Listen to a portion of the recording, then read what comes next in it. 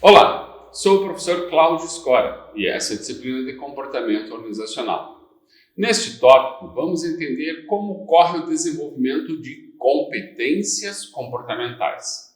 As competências, segundo os autores Fleury e Fleury, podem ser entendidos como um saber agir responsável e reconhecido, que implica em mobilizar, integrar, transferir o quê? Conhecimentos, recursos e habilidades. Com qual propósito?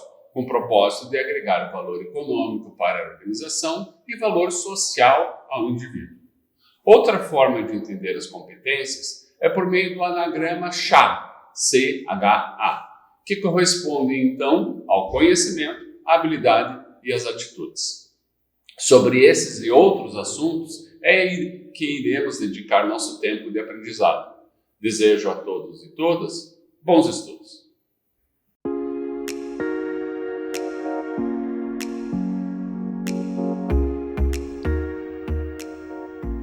Olá! Neste tópico vamos abordar a relação do desenvolvimento de competências, por que é relevante desenvolver competências, com o comportamento humano nas organizações, com a formação e entendimento da cultura nas organizações. Passamos então a perceber qual é a visão e como se encontram os pontos de inter-relação entre esses elementos, as competências e desenvolvimento de competências e relações humanas. Para isso vamos recorrer ao que disse Robbins. Disse esse autor que o comportamento organizacional é um campo de estudo que investiga o impacto que indivíduos, grupos e a estrutura, ou seja, os 3 níveis aqui de análise do comportamento organizacional, têm sobre o comportamento dentro das organizações, com o propósito de utilizar esse conhecimento para promover a melhoria da eficácia organizacional. Então, Robbins acredita que o comportamento organizacional está atrelado ao entendimento sobre a relação de que indivíduos, grupos e estruturas têm sobre o dia a dia, sobre o pensar, sobre o agir nas organizações, intrínseca, inerente das organizações. E esse estudo vai ter por intencionalidade, vai ter por direcionamento, entender como melhorar a eficácia organizacional. E a eficácia organizacional vai ser maior, vai ser melhor, se as pessoas estiverem mais habilitadas, mais capacitadas, possuírem mais conhecimento e também tiverem mais atitudes para executar suas tarefas dentro das organizações. Visão semelhante a isso que eu falei agora é apresentado dentro do conceito de Heath, Miller e Colella para comportamento organizacional. Para esses autores, o comportamento envolve as ações de indivíduos e grupos em um contexto organizacional. Obviamente, nas organizações, nas empresas, nas ONGs, nas organizações militares, religiosas, ou seja, qualquer tipo de organização. A administração do comportamento organizacional concentra-se em conquistar, desenvolver e aplicar o conhecimento e as competências das pessoas. Então, eu vou melhor gerenciar o comportamento quando eu consigo, na visão de Heath, Miller e Colella, conquistar, ou seja, eu adquiro, eu desenvolvo, ou seja, eu aperfeiçoo, e eu aplico, ou seja, eu realizo o quê? O conhecimento, que é um dos elementos da própria composição do entendimento de competência, e as competências das pessoas. É estranho observar aqui a distinção que Heath, Miller e Colella fazem sobre conhecimento e competência, como se fossem coisas distintas. Mas, na verdade, não o é, dentro de uma outra visão. Ele poderia simplesmente falar sobre conquistar, desenvolver e aplicar as competências das pessoas, sem essa distinção entre conhecimento e competências. Mas, tudo bem. É uma opção dos autores e não está equivocado. Por que eu falo que ele tem essa opção de tirar a palavra conhecimento? Porque o conhecimento é um dos elementos integrantes da própria conceituação de competências. Veja comigo aqui no slide 4 a visão de Fleury e Fleury sobre o que são competências. Dizem esses autores que competência é um saber agir responsável e reconhecido. Ou seja, ele vai ser reconhecido por um terceiro, e é um saber agir. Então, eu tenho um conhecimento sobre o que fazer. Ele é responsável, porque eu idealizo e sei quais são, então, as consequências da minha ação. E neste saber agir responsável e reconhecido, eu vou implicar em mobilizar, integrar, transferir o quê? Então, eu junto, eu integro e eu repasso conhecimentos, recursos e habilidades. Então, eu vou trazer junto comigo nessa minha atuação conhecimentos, recursos e habilidades que agreguem valor econômico à organização e valor social ao indivíduo. Percebam-se como em tão poucas palavras você pode ter um conceito tão complexo, tão bem construído a respeito de um determinado termo. Então, quando se diz que um indivíduo vai ter uma ação responsável, ele sabe o que está fazendo, ele sabe o que está executando, e reconhecido, ele é entendido pelos demais que ele tem uma capacidade para fazer isso. Fazer o quê? Ele vai trazer um conjunto de conhecimentos, recursos e habilidades para transformar realidades.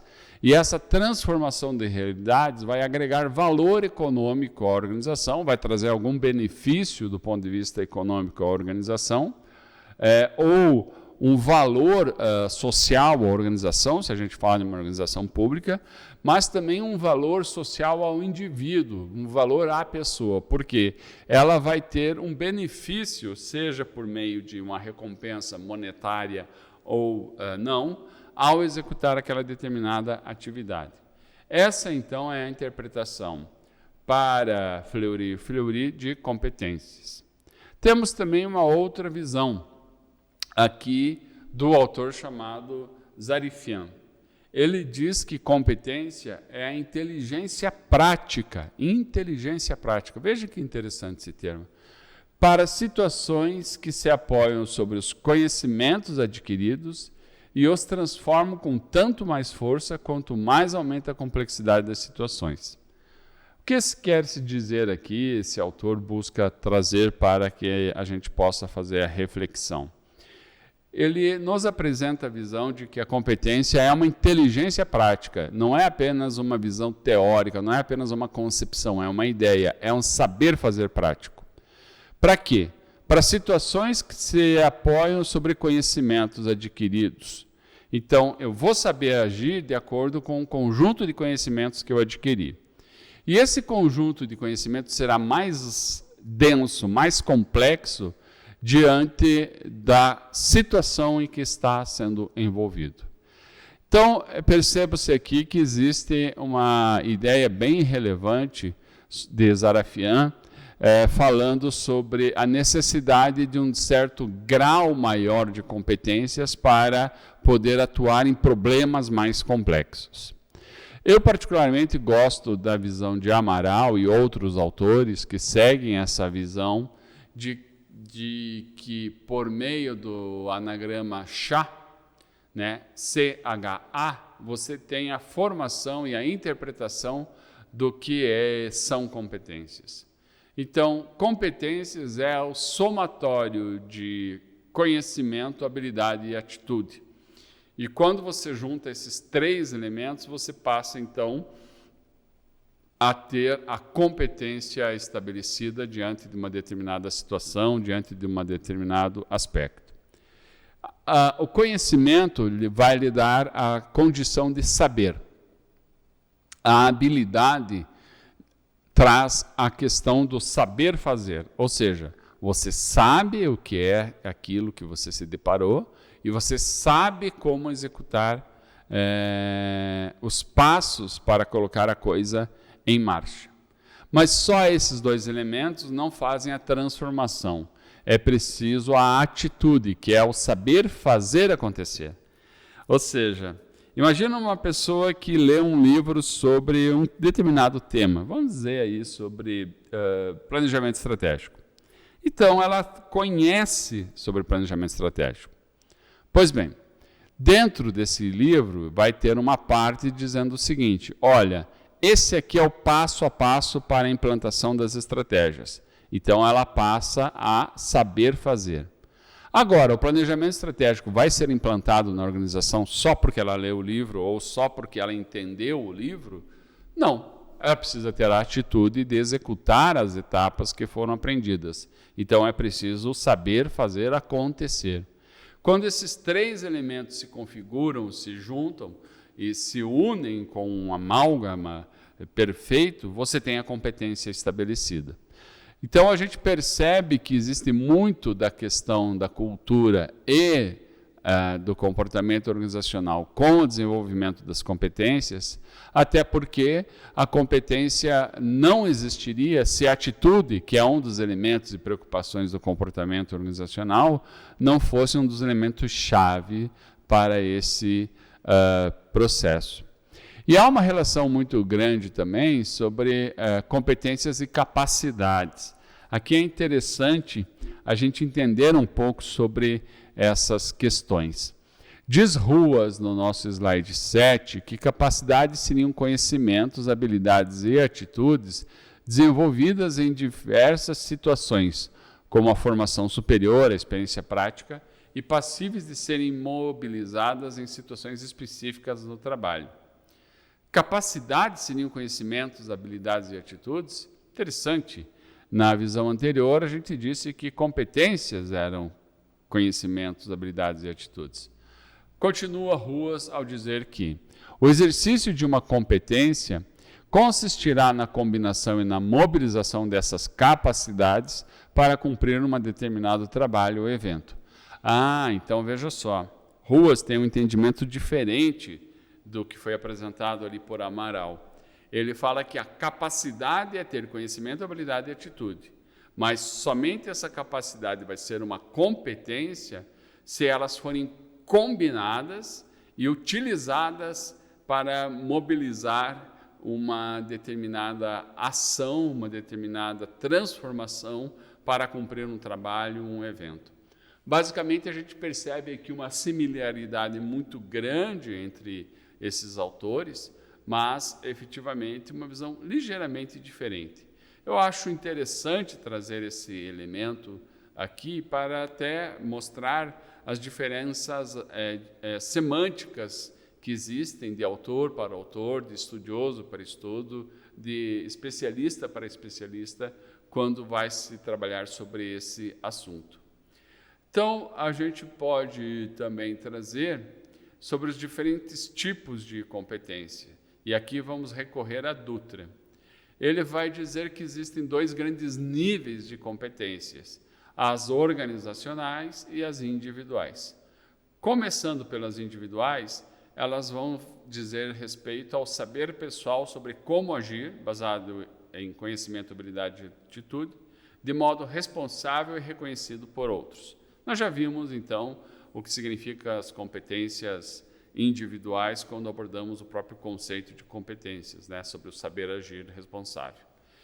Esse conjunto de competências individuais vai ser agrupado por meio das competências organizacionais, que dizem respeito àquelas concretizadas no patrimônio de conhecimentos e que ajudam uma organização a estabelecer suas vantagens competitivas.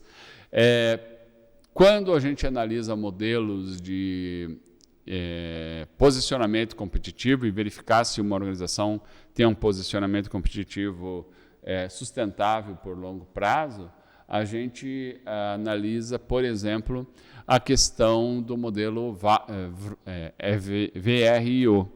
E um dos elementos é a capacidade de gestão, a capacidade de aproveitar aquele recurso que lhe é valioso e que não é tão fácil de se imitar. Então, as competências organizacionais surgem exatamente daí. Elas vão fazer parte de um patrimônio intangível que as organizações têm, passa a ser, então, seu conhecimento e sua base de conhecimento para se deparar diante de uma determinada situação. E essa base de conhecimentos, essa base de competências organizacionais, se dá a partir das inter-relações das competências individuais. Há também uma questão e uma visão que Fleury e Oliveira Júnior trazem a respeito da pirâmide das competências. E aqui há uma alusão, uma aproximação entre a própria questão dos níveis organizacionais que existem.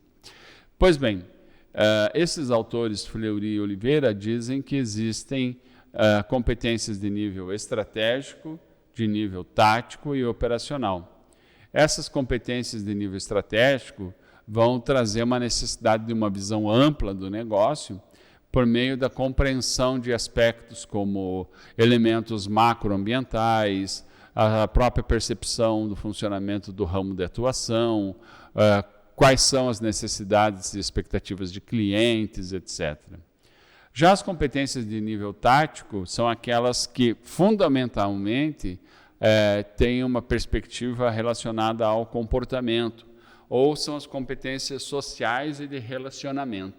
Nesse sentido, então, se diz que um gestor que está dentro de uma posição alta dentro da empresa, ele deve saber, ele deve ter conhecimentos táticos, mas, além disso, agregar elementos do ponto de vista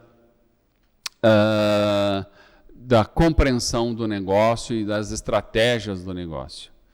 Já aquela pessoa do nível tático deve saber principalmente relacionar e influenciar pessoas para que, no nível operacional, elas executem os processos a que a elas foi determinado.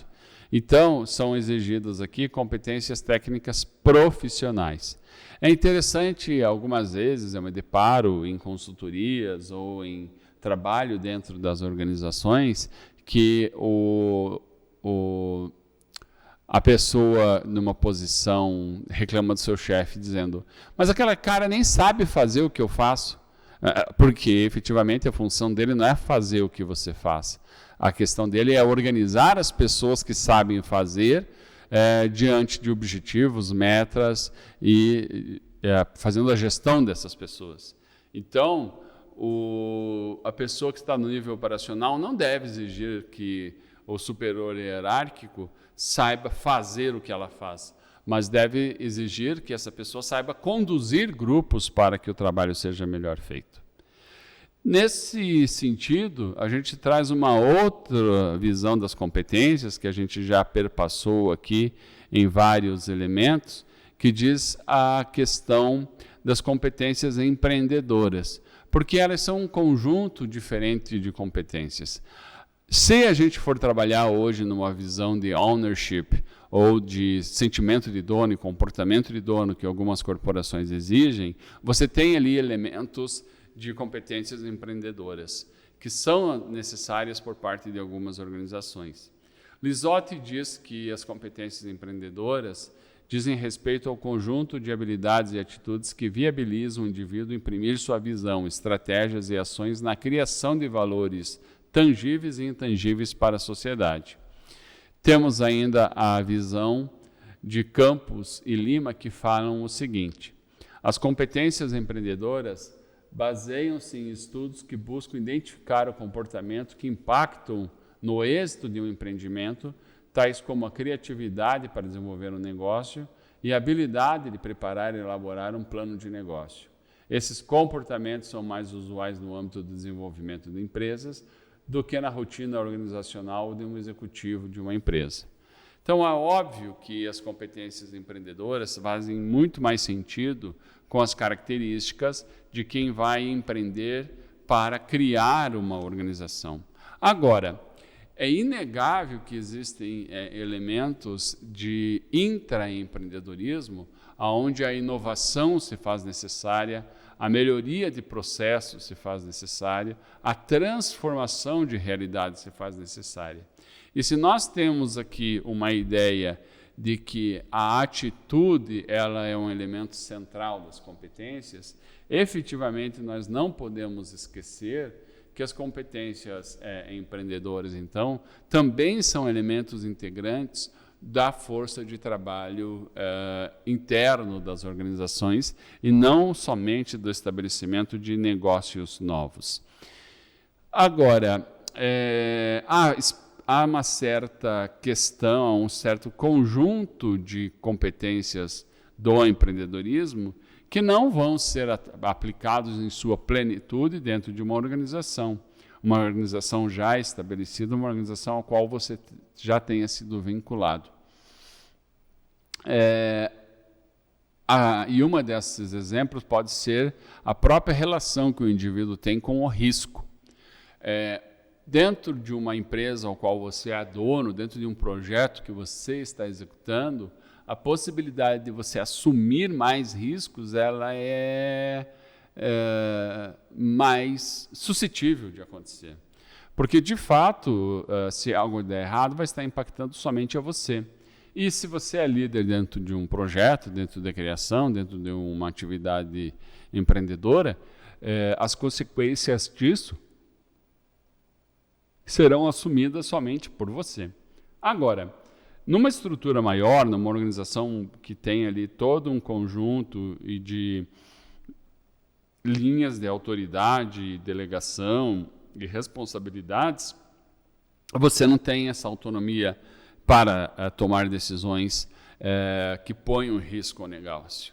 E muitas vezes até os próprios manuais de compliance proíbem você de fazer isso. Então, a gente percebe claramente uma certa modificação, uma certa adaptação de competências empreendedoras quando vai se trabalhar nas organizações. Ainda trazemos como elemento para a discussão a questão da aprendizagem de competências. Como que as competências são aprendidas, de que maneira que um sistema, um processo de ensino e aprendizagem, ensino por parte dos professores, aprendizagem por parte dos educandos, ocorre ou deveria ocorrer. Então, um dos pontos principais de recomendação sobre a estruturação de um sistema que propicie a aprendizagem ocorre dentro, primeiro e antes de tudo, de fazer o diagnóstico do nível do aluno ingressante em relação ao perfil profissional a ser formado, em termos de conteúdo, competências, habilidades e atitudes. Por que você deve ter uma verificação do nível inicial do ingressante num sistema de capacitação, num sistema de educação, de desenvolvimento de competências? Porque se você não fizer isso, você pode pecar por não identificar a priori toda uma possibilidade de conhecimentos a priorísticos, né, a priori, que essa pessoa tem. E aqui aquele sistema de capacitação pode se tornar maçante para o indivíduo e improdutivo para a empresa, ou para ambos. Então, é necessário fazer isso antecipadamente, saber os níveis dos alunos ingressantes em relação àquele perfil profissional, aquele padrão, aquele tipo ideal de profissional para aquela função. Feito essa parte, inicia-se então um segundo momento, em que busca-se articular estratégias, métodos e ambientes de aprendizagem que transcendam o ambiente da aprendizagem escolar, universitária, transcendam o próprio ambiente da aprendizagem corporativa, integrando teoria e prática. Obviamente que aqui, pela própria característica de desenvolvimento de competências, que nada mais é do que um saber agir responsável e reconhecido, você tem que ter um leque de opções metodológicas capazes de cumprir e tentar atingir os objetivos que foram definidos. Nesse sistema, então, a organização ela deve buscar articular estratégias, métodos e ambientes de aprendizagem, E essa articulação deve ser feita por um profissional que tenha conhecimento, tenha êxito, tenha aí um mergulho dentro da própria visão da competência a qual se quer trabalhar. Em continuidade com a aprendizagem de competências, nós temos mais alguns elementos. Um deles diz respeito a estabelecer ambientes de aprendizagem e instrumentos que possibilitem observar e registrar continuadamente o desempenho do aluno. Para que você deve realizar esse acompanhamento da aprendizagem a partir de métricas, de avaliações, de pontos de controle dentro de uma jornada? Porque é necessário ter feedback da ação de ensino-aprendizagem realizada e oferecer feedback ao aluno sobre o resultado de seus esforços. Ou seja, a partir da percepção do que a pessoa precisa aprender, é necessário ter um sistema que proporcione ao aluno feedback do resultado. E quanto mais rápido esse feedback ocorrer, quanto mais amplo ele for, melhor será para o aluno. É a mesma questão do quanto há de perda de tempo dentro de um processo de avaliação. Digamos que você estuda 6 meses numa determinada organização e realiza uma única prova. E lá no fim percebe que por meio daquele instrumento que alguém decidiu que ele era justo, adequado e propício para avaliar conhecimento, você não obteve êxito de aprovação. Seria melhor se tivesse 6 medidas anteriores que te dissessem: olha, você não está indo no caminho certo, por isso é melhor você aprender, mudar de atitude e dedicar-se mais, do que apenas uma medida única lá no final? É a mesma ideia. De que adianta medir a temperatura de quem está com 40 graus, 45 graus? De nada adianta, essa pessoa efetivamente já está enferma. Você deve, então, medir constantemente a temperatura para saber se você deve tomar alguma medida, alguma atitude, modificar o remédio, ir para o hospital, ou seja, a medida constante é que vai garantir uma possibilidade de ter feedback, né? E, ao mesmo tempo, verificar se os instrumentos escolhidos para fazer a relação de ensino e aprendizagem foram adequados, foram justos e foram necessários. E finalizando o processo todo de aprendizagem de competências, é justo que se dê ao aluno a possibilidade de vivenciar atividades para que ele possa dar a eles uma visão sistêmica de todo o processo de desenvolvimento. E essas atividades, preferencialmente, devem ser vivenciais, devem ser algo mão na massa, e não apenas, novamente, uma discussão teórica. Aqui você tem, obviamente, uma questão, porque quem às vezes define os métodos de aprendizagem, do ensino e aprendizagem, é uma instituição e não é o professor, e o professor tem que se adequar a essa maneira de atuação.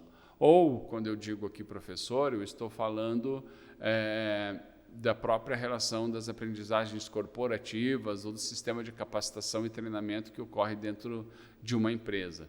Digamos que você precisa qualificar determinadas pessoas para executar tarefas em uma máquina. Quem vai definir a maneira de fazer isso é a empresa, né? E vai falar a um instrutor: olha, precisamos que você faça isso, isso, isso, ensine isso, isso, isso para as pessoas. E é dessa maneira que tem que ser feito, porque é dessa maneira que já temos tanto tempo as pessoas sendo capacitadas aqui e tivemos êxitos nesse processo. Obviamente que isso, então, é relevante ter esse feedback da própria atuação e relação do processo que é dedicado para gerar o desenvolvimento da competência nas pessoas. Pois bem, dito isso, entramos num aspecto sobre o conjunto de hard skills e soft skills.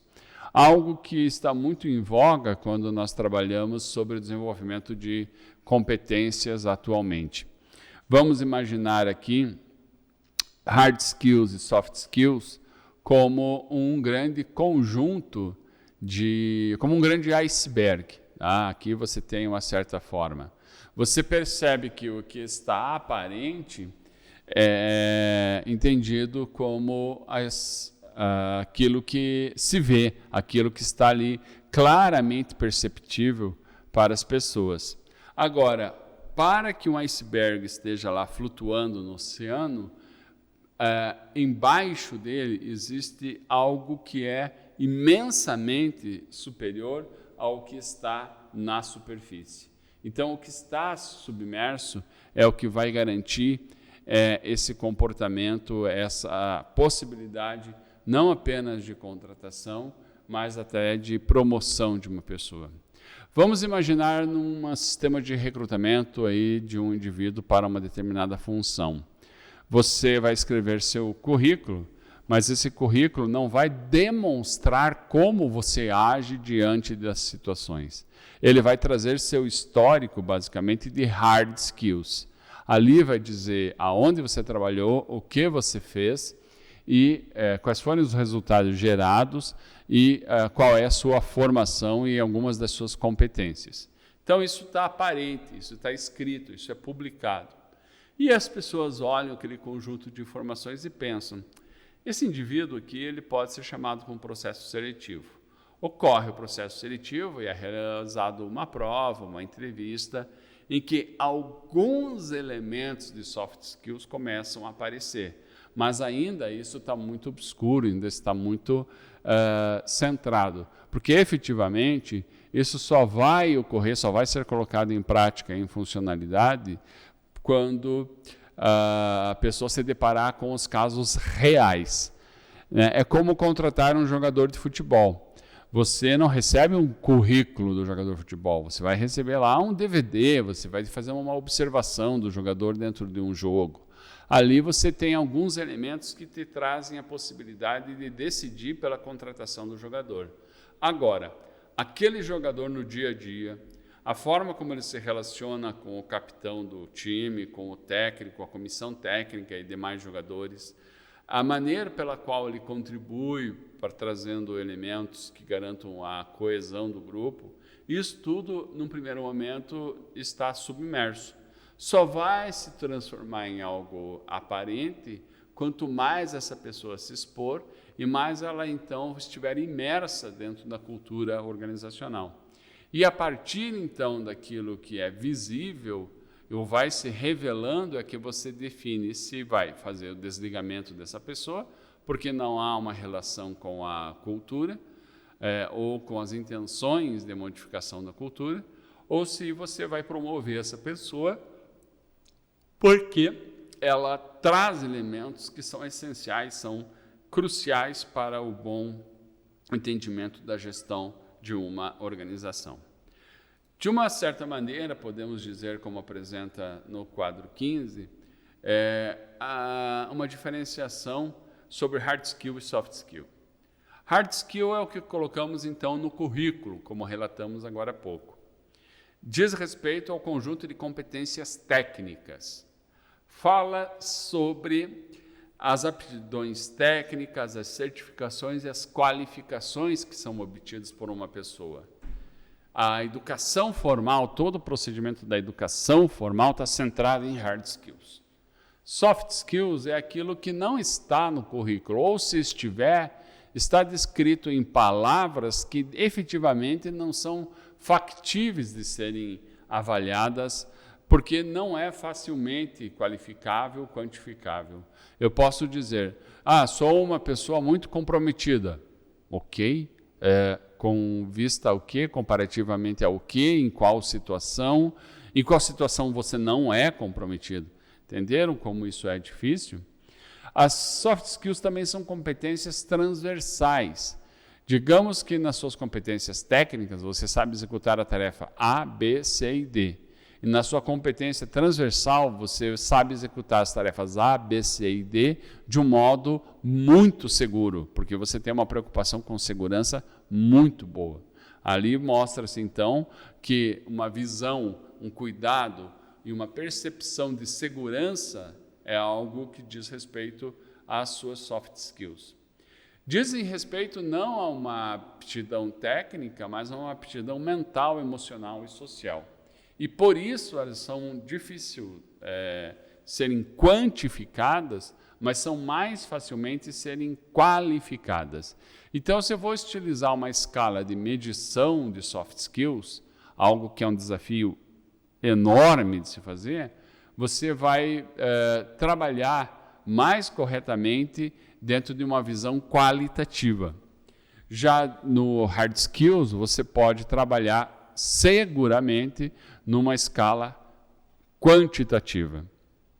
Pois bem, e quais são as soft skills e hard skills mais desejadas aí que estão sendo colocadas como algo que as organizações precisam? Nós temos aqui, com base em algumas pesquisas, um conjunto de hard skills e soft skills que estão sendo demandadas pelas organizações recentemente. Temos então em hard skills a fluência em idiomas, certificação em uso de banco de dados, habilidade para executar cálculo matemático, conhecimento avançado em softwares, conhecimento em gestão de redes sociais, capacidade de trabalhar com dados a partir da estatística, certificação em marketing de conteúdo e certificação de conhecimento sobre hardwares. Vejo então que esse conjunto de hard skills trazem como elemento crucial o domínio de idiomas, aí elementos atrelados à gestão de redes sociais com relação ao marketing e elementos que dizem respeito a toda a parte da gestão, da informática, da processamento de dados, da programação, ou seja, do mundo digital. Esses são os hard skills mais procuradas dentro das plataformas que oferecem aí vagas. E essas plataformas também vão trazer, dentro de uma pesquisa realizada, elementos de soft skills que estão sendo solicitados por parte das organizações. E aqui nós temos, por exemplo, a motivação, persuasão, comunicação, empatia, resiliência, bom humor, autocrítica e determinação. Ao ler esse conjunto de soft skills que são exigidas, são entendidas como prioritárias por parte das organizações, encontrar todas elas num nível excelente, numa única pessoa, é quase que impossível. Obviamente que quando se trata de um conjunto de soft skills requeridas, não é que todas as vagas vão pedir todas elas, vão pedir algumas delas. E esse conjunto, então, de soft skills aqui, algumas são óbvias. Obviamente que ninguém vai procurar uma pessoa escrever queremos um profissional desmotivado, né? Ninguém vai dizer isso. Vai dizer que, obviamente, eu quero um profissional motivado, né? Eu quero que essa pessoa tenha determinação. Não, eu vou querer uma pessoa que não seja determinada. Então, algumas soft skills são efetivamente lugares comuns nas descrições de cargos, quando se colocam ali os atributos necessários para serem contratados. Agora, surge como elementos diferenciador outros, como a persuasão, comunicação, empatia, resiliência. Aqui você tem elementos que são interessantes a serem cruciais e que acabam gerando uma conexão direta com o comportamento organizacional, o comportamento das pessoas nas organizações. Pois bem, um líder, ao executar suas funções, o seu trabalho, tem um conjunto de soft skills desejadas para que eles venham, então, a ter um bom êxito. Uma consultoria fez um estudo e foi procurar dentro dos cargos de liderança, ouvindo vários setores de recursos humanos, profissionais de recursos humanos, o que eles estavam procurando como soft skills necessários para a gestão. Pois bem, uma das primeiras soft skills requeridas a um líder que pretende atuar no mundo atual e na complexidade desse mundo atual, né, é o de estimular o potencial criativo das equipes. Para isso, ele deve ter uma cultura e uma preocupação de ser inspirador. Ele deve buscar tornar as empresas mais dinâmicas e competitivas em seus mercados e atrair pessoas por meio da estimulação do capital, do potencial de criação das pessoas, porque isso vai poder potencializar as organizações a encontrarem soluções, encontrarem caminhos distintos para os problemas de sempre. Além disso, nós temos uma capacidade requerida ao líder de comunicação. E ele deve comunicar com impacto e eficácia. A comunicação é uma exigência cada vez maior porque, basicamente, hoje existem inúmeras formas de fazer com que sua mensagem chegue às pessoas. Ao mesmo tempo que existem inúmeras formas de que mensagens equivocadas cheguem às pessoas. Então, nesse mundo em que nós temos uma conexão e uma exposição muito grande, é extremamente relevante a gente ter uma boa competência de comunicação com impacto e eficácia para que isso gere resultados úteis e necessários às organizações. Continuando dentro da nossa intenção e nossa aprendizagem sobre soft skills que estão sendo requeridas aos líderes, nós temos mais um elemento, que é o de usar o método Design Thinking. Sobre o Design Thinking, eu sugiro um mergulho dentro dessa ferramenta para aceleração e resolução de problemas e, principalmente, para encontrar respostas adequadas para problemas organizacionais. Por meio do Design Thinking, se abre a possibilidade para que as empresas sejam mais inovadoras e sejam mais dispostas a encontrar soluções originais e criativas para suas questões complexas. É uma ferramenta, então, poderosa que ajuda a reorientar, a definir o processo criativo nas organizações. O líder, então, deve ter uma preocupação com o gerenciamento do tempo. E esse gerenciamento do tempo deve ajudar as pessoas a reduzir o estresse para cumprir metas e entregar resultados. Se você, obviamente, vai ter um estresse maior se você não está tendo uma boa gestão do tempo seu e de sua equipe. Continuando dentro das soft skills que são requeridas ao líder, a gente tem, dentro daquela visão da criatividade que foi apresentada anteriormente, de estimular o potencial criativo das equipes, também uma necessidade de promover o empreendedorismo. E aqui aquela visão das competências empreendedoras que nós discutimos passa a cair por terra, uma preocupação de que nem todos os potenciais das competências empreendedoras vão ser aplicadas em empresas já estabelecidas. Porque, na verdade, é o empreendedorismo e o intraempreendedorismo que pode ajudar a organização a vencer os desafios atuais e futuros. E aqui se trata de um outro termo, uma outra visão quando se fala sobre empreendedorismo, que é o ownership, ou seja, o comportamento de dono dentro das organizações. Temos ainda como elemento crucial fazer da eficiência uma prática diária. Nesse sentido, é interessante que as organizações elas possam definir e medir a organização da equipe, a distribuição de tarefas e a eficiência dos funcionários. E hoje existe todo um conjunto de softwares e sistemas e métricas que ajudam a entender efetivamente quem está entregando, quando, onde e de que forma. E acompanhar isso é algo crucial para se fazer correções de rumo e se gerar resultados efetivos para a organização e da organização para a sociedade.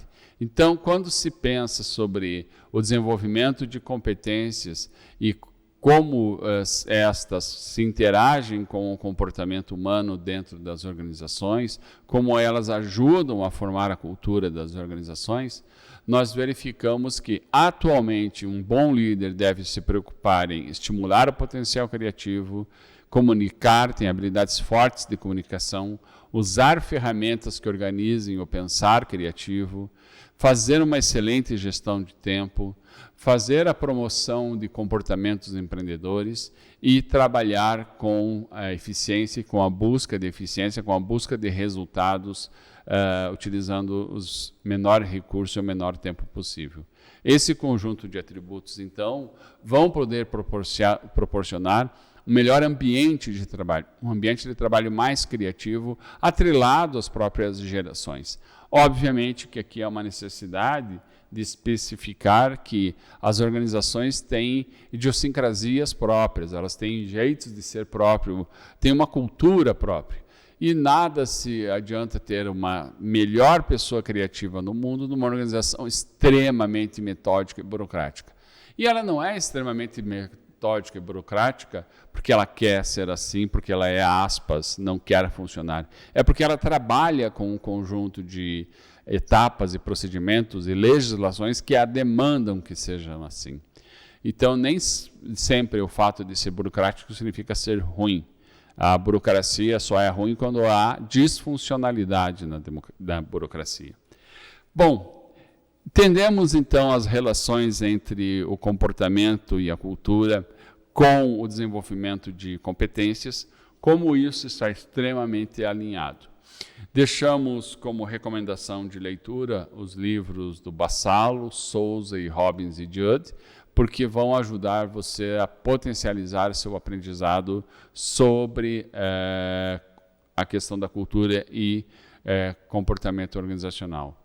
E agradecemos sua jornada junto conosco até este momento e desejamos a todos bons e excelentes estudos. Olá! Nesse tópico da disciplina de Cultura e Comportamento Organizacional, podemos aprender sobre o desenvolvimento de competências comportamentais.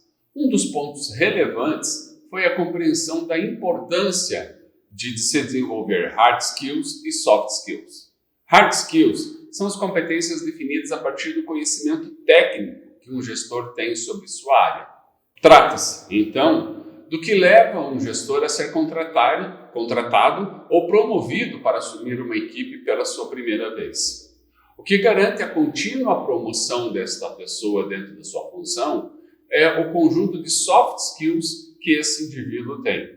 Desta maneira, as soft skills referem-se às habilidades comportamentais relacionadas à maneira com o qual um profissional lida com o outro e consigo mesmo diante de diferentes situações no ambiente profissional.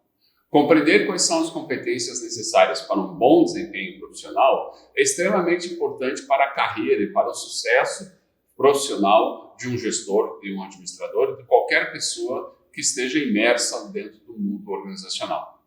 Espero que você tenha tido uma boa experiência de aprendizado. Agradeço sua companhia nesse tópico. Bons estudos!